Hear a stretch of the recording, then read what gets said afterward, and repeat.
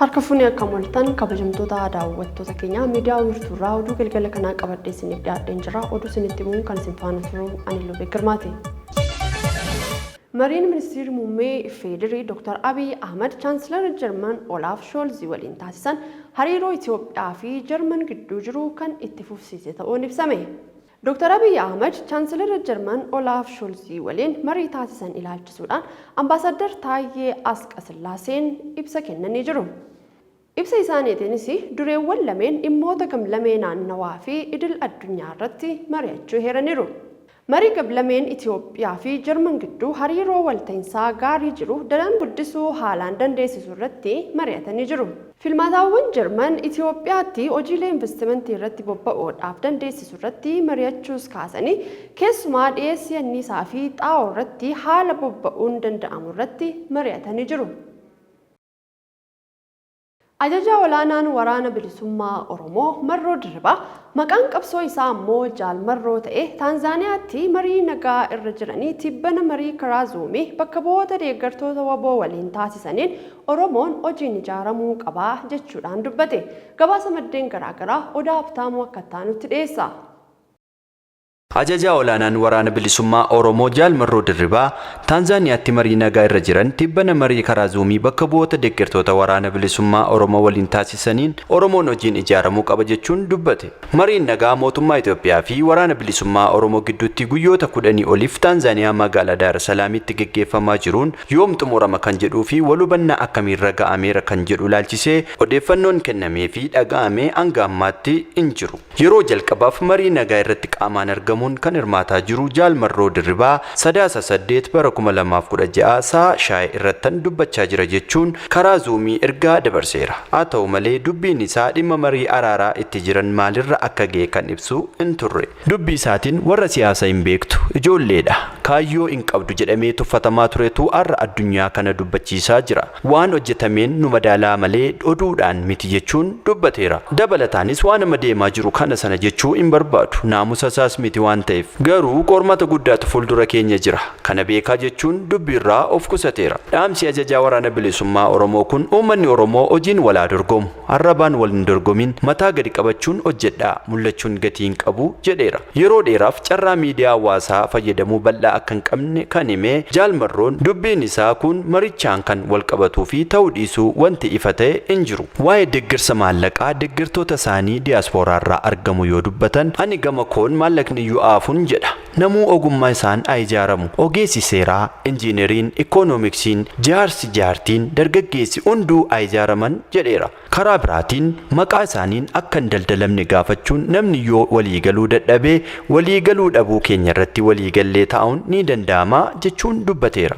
Itti dabaluun sirna ijaarrachuu feena. Dhaloota dhufuuf biyya akkamii sirna akkamii ijaarra kan jedhudha. Nuyi ni dabarra garuu leegaasii akkamii keenya dabarra kan jedhutu na yaachisa jechuun yaada isaa kaaseera. Ajajaan waraana bilisummaa Oromoo Jaal Marroo Dirribaa maaliif dubbii maallaqaa akka kaasan ifa ta'uu baatus karaan hannaa jiraachuu akeekeera. Dubbii isaa xumuraatiin Oromoon paartii biraas ijaarrachuu danda'a. Waraana bilisummaa Oromoo qofa miti. Dhaaba tolfadhaa. Sabni bal'aan kun dhaaba baay'ee yoo qabaate ani mormiin qabu jedheera. Garuu maqaa waraana bilisummaa Oromootiin daldalamuu hin qabu jechuun cimsee dubbateera. Mariin nagaa mootummaa Itoophiyaa fi waraana bilisummaa Oromoo irratti gama lamaaniinuu namoonni torba hirmaachaa jiraachuun ifoomeera. Gama mootummaa Itoophiyaatiin Ambaasaddar Reedwaan Huseenii fi Ministeera Haqaa Dr. Geediyoon Ximiitiyoosii fi kan biraa hirmaachaa jiru. Gaanfa Afrikaatti ergamaan addaa Ameerikaa Maayik Haamer marii kana irratti hirmaataa akka jirus ifoomeera. Noorweey fi Keeniyaanis IGAD waliin ta'uun maricha abbummaan fudhachuun geggeessaa jiraachuun gabaafameera. Gama waraana bilisummaa Oromootiin ammoo ajajaa waraana bilisummaa Oromoo Jaal Marroo Dirribaa fi itti aanaan isaanii Jaal Gammachuu Abbooyyee hirmaachaa akka jiran himameera. Waggoota 5 darban kana keessa godinaalee Oromiyaa adda addaa keessatti rakkoon nageenyaa hammaateera. Mariin marsaa lammaffaa kun yeroo geggeeffamaa jirutti waraanni humnoota nageenya mootummaa fi waraana bilisummaa Oromoo gidduutti godhamus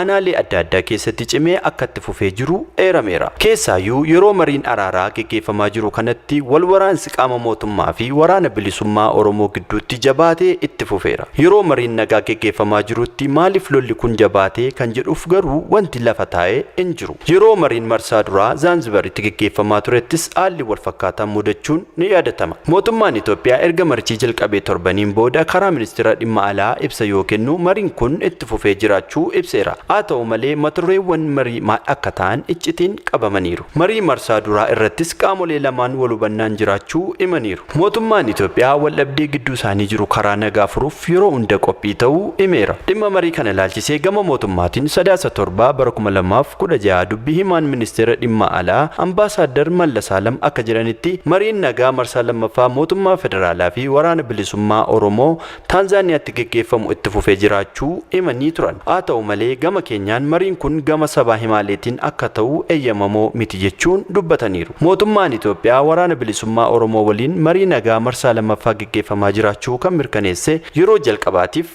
kunis ibsa idilee torbanii ministeera dhimma alaa kamisa kenname irratti ture. Guyyoota darban keessa mariin nagaa kun itti fufee geggeeffamaa tureera. Dhuma torban darbee waan tokkorra ga'amee ibsi kennama jedhamee eegamaa turus akka yaadame kan hin taanee fi ammallee itti fufee akka jirudha.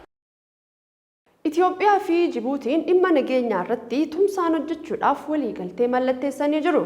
Walgahii Koree Teeknikaa Ministeera Raayyaa Ittisaa Itiyoo Jibuutii gaggeeffamaa jiru irratti waliigalteen kun mallattaa'uun ibsameera. Jilli Birgaader Jeneraal Tashoomaa Annagaa'ootiin durfamu walgahii Koree Teeknikaa Ministeera Raayyaa Ittisaa Itiyoo Jibuutii irratti hirmaachaa jiraachuu ragaan Jibuutiitti imbaasii Itoophiyaa irraa argame ni mul'isa.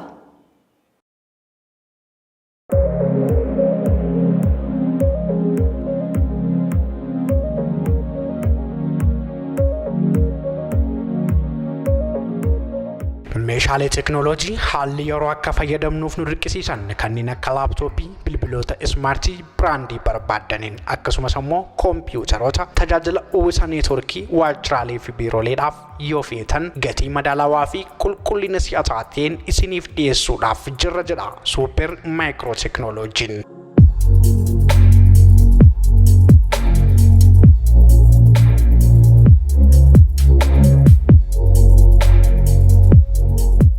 Bakki argama keenya boolee gamoo giddu gala daldalaa Friendship jedhamu darbii tokkoffaatti osoo ol hin bahin jalqaba irratti argamna. Lakkoofsi bilbilaa 917 464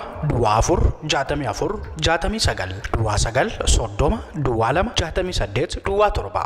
930 268 7 9 30 997 nuqunnamuu dandeessu. Qulqullinaa fi si'oominni keenya adda nu godha. Magaalaa Finfinneef naannawaa isheetti kanneen argamtan nurraa meeshaa yoo bitattan gatii geejjibaa osoo isin kabalchiisin tola isiniif qaqqabsiisna. Super Micro Technology filannoo keessan taasifadha.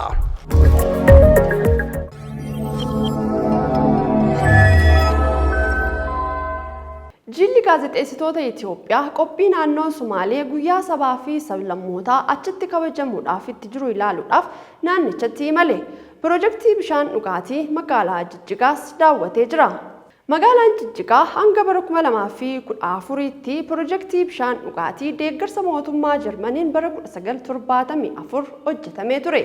Kanaafis rakkoo bishaan dhugaatii hamaa keessa turu hojii gaggeessaan pirojektii bishaan dhugaatii Kaarraamaarraa Injiinar Barrii Alii Huseen himanii jiru. Yeroo hammaasii hojiilee rakkoo kana furuudhaaf waggoota 5 asitti eegalameen jiraattota harka walakkaa ol kan tajaajilu pirojektiin bishaan dhugaatii haaraan hojjetamuu heeraniiru. Rakkoo tajaajila bishaan dhugaatii uummata magaalattii furuufis pirojektiin bishaanii hanga kiiloomeetira 35 magaalaarraa fagaatu irraa fiduudhaan baasii birrii biiliyoona 1 fi miiliyoona 200 raawwatamuu heeranii jiru. Walga'iin hammattoo walta'iinsa dhaabbata misooma mootummoota baha Afrikaa IGAD magaalaa Finfinneetti gaggeeffamee oole. Walga'icha irratti biyyoonni miseensa dhaabbatichaa hayyoonni ogeeyyiin dhaabbilee fi biyyoonni tumsitootaa hirmaachaa jiraachuun heeramee jira. Walga'ichi godaantotaa fi godaansaa deebitootaadhaaf kallattii furmaataa waaraa kaa'uu irratti kan xiyyeeffate yoo ta'u, guyyoota 3 walga'ii gaggeeffamu kanarratti haala godaantotaa fooyyessuudhaaf karoora qophaa'ee hojiirra oolchuu fi raawwii isaa irrattis ni mari'atamaadhaan eegamaa jira. Erga sirna daldala boba'aa dijitaalaadhaan hojiirra ooluu eegalee gurgurtaa fi bittaan birrii biiliyoona 124 raawwatamu abbaan taayitaa boba'aa fi Inerjii beeksise. Daldalli boba'aa dijitaalaan raawwatamuun bu'aa hedduu argamsiisuu abbaa taayitichaatti Daayirektarri qorannoo fi qo'annoo bu'aa istaandii daldalaa obbo Lammeessaa Tulluun ibsanii jiru. Keessattuu daddabarsa kontiroobaandii to'achuu, qisaasaa boba'aa hir'isuu fi sirna daldala boba'aa si'ataa taasisuu irratti gumaacha olaanaa qabaachuus ibsanii jiru. Erga sirni kun hojiirra ooluu eegalee aga ammaatti bittaa fi gurgurtaan boba'aa birrii biiliyoona 124 raawwachuunis gabaafamee jira. Kan daawwachaa turtan miidiyaa wiirtuurraa oduun galgala kanaaf qabannee dhiyaanne kana fakkaata. Nu daawwachaa nu waliin turuu keessaniif hedduu sin galateeffannee miidiyaa wiirtuurraa qophiilee hafan waliin turtii gaarii qabaadha.